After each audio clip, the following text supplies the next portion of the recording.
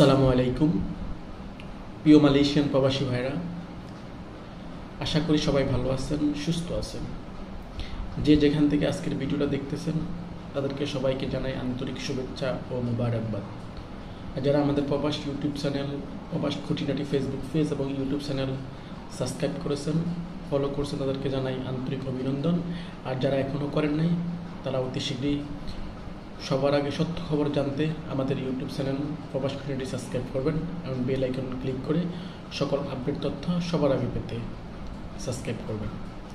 তো প্রিয় মালয়েশিয়ান প্রবাসী ভাইরা, অনেক দিন যাবৎ আমাদেরকে অনেকেই আমাদের সাথে যোগাযোগ করতেছে, যে বলতেছে ভাই, প্রিয় ভাই, মালয়েশিয়াতে যখন কলিং ওপেন ছিল, কলিংয়ে যে 18,000 লোক, 17-18,000 লোক যারা সময়ের অভাবে মালয়েশিয়াতে আসতে পারে নাই, তাদের বিষয়ে কোনো আপডেট তথ্য আছে কিনা। তো তাদের উদ্দেশ্যে আজকে একটা আপডেট তথ্য। প্রিয় মালয়েশিয়ান প্রবাসী ভাইরা, প্রিয় বাংলাদেশি ভাইরা, বিগত কয়েকদিন আগে আমাদের মালয়েশিয়ার দূতাবাসের কনফারেন্সের রুমে বড় ধরনের একটা প্রোগ্রাম হয়েছে। সেখানে মালয়েশিয়ার ঊর্ধ্বতন কর্মকর্তা এবং বাংলাদেশের অবস্থানরত অনেক কূটনীতিক এবং মালয়েশিয়ার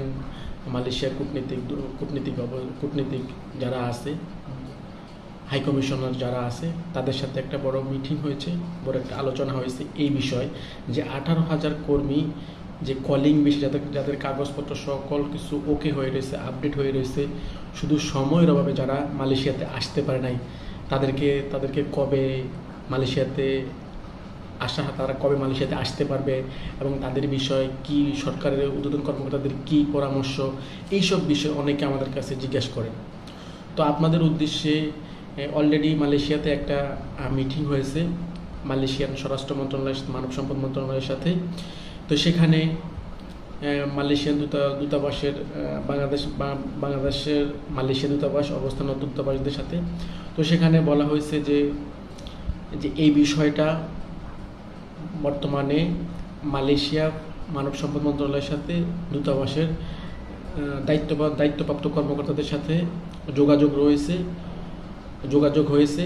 অতি শীঘ্রই হয়তো 18,000 কর্মী যে কলিং বিষয়, যাদের বিষয় সকল কিছু হয়ে গেছে কিন্তু সময়ের অভাবে আসতে পারে নাই, তারা অবশ্যই অতি শীঘ্রই হয়তো আসতে পারবে। তবে কবে আসবে স্পেসিফিকভাবে এই বিষয়ে মালয়েশিয়া মানব সম্পদ মন্ত্রণালয় থেকে এখনও কোনো চূড়ান্ত সিদ্ধান্ত দেয়নি।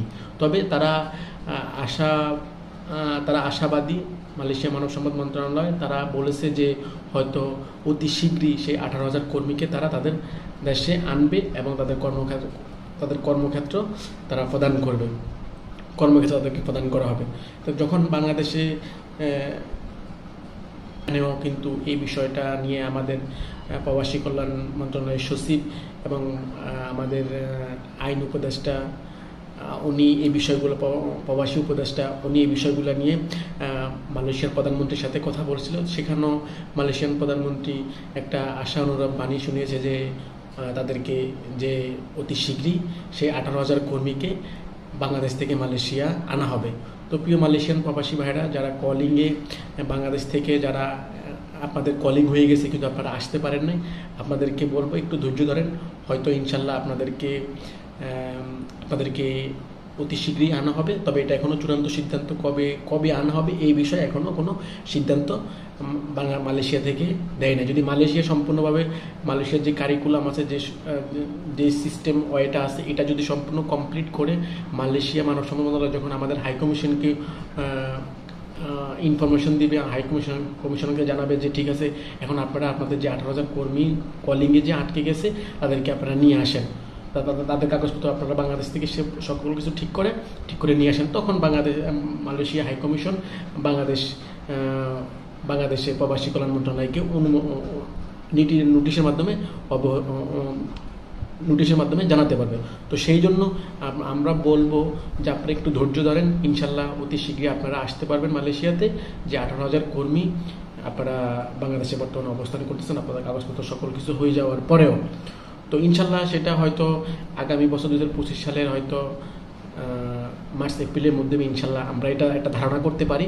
এটা কোনো কনফার্ম শিওর না, তবে তা মালয়েশিয়া মানব সম্পদ মন্ত্রণালয়ের কথাবার্তা এবং আমাদের হাই কমিশনের যে কথাবার্তা হয়েছে সেই কথাবার্তার উপরে আমরা ডিপেন্ড করে আমরা বলতে পারি যে ইনশাল্লাহ হয়তো আগামী বছর ফেব্রুয়ারি 2025 সালের মার্চ এপ্রিলের মধ্যে আপনারা ইনশাল্লাহ আপনাদের সুসংবাদটা পাবেন। তো এই পর্যন্ত ধৈর্য ধরেন। যদি এরপরে যদি কোনো আপডেট আমাদের কাছে আসে, সে 18,000 কর্মীর কলিং বেশি 18,000 যে কর্মী বাংলাদেশ অবস্থান হচ্ছে, যদি আপনাদের ব্যাপারে যদি কোনো নতুন কোনো আপডেট আসে অবশ্যই আমরা আপনাদেরকে জানাবো।